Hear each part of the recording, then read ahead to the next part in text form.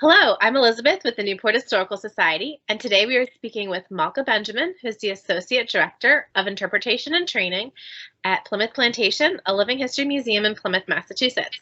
Malka is going to speak with us about 17th century gardening. Hi, it's great to be with you. Great to see you, Elizabeth. So, one of the things we do at Plymouth Plantation is we recreate the gardens that the pilgrims might have had in the 1620s.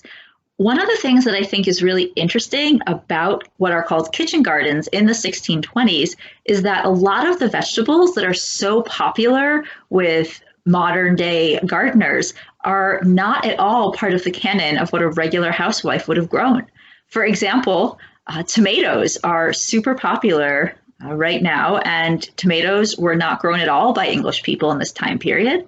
There's also no aubergine, so no eggplants, no peppers, no potatoes, no zucchini. So it's a really different sort of set of vegetables that people would have been growing.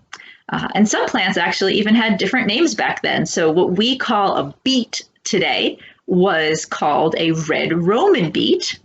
And the word beet as we know it today, which refers to, the root herb, actually referred to what we call chard. Back in the 17th century, chard just meant the stem. But just like today, in the 17th century, they practiced companion planting, which is specifically planting certain crops next to each other because they're mutually beneficial. And they also had senses of things that you shouldn't necessarily plant together. And they would also plant by the moon cycle. So they would keep track if the moon was waxing or waning, and then plant accordingly. Because if a plant grows mostly above the ground or below the ground, that's going to affect when you want to plant it. So I don't think modern people follow that so much today. I do want to tell you maybe about a few of my favorite 17th century plants that are really fun additions to modern home gardens. So I'm going to tell you about three.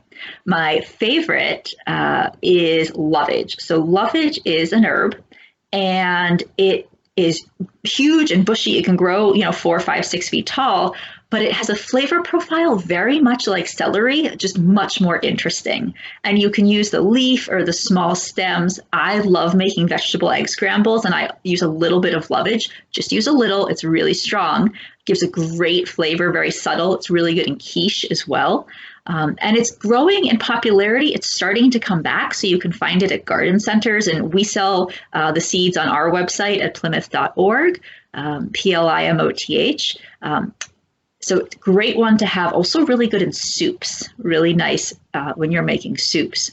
The other two are edible flowers. I love edible flowers. So there's calendula, which is still grown today, and that is often called marigold or pot marigold, but it has an edible petal. They're usually oranges and yellows. They're beautiful. Pollinators like them. In the 17th century, they often were used as a border around the edge of a garden bed to sort of, because they're bushy and sticky, animals don't like to go through them, so they can help protect what's inside. So they're really fun. And also another edible flower that I love is borage.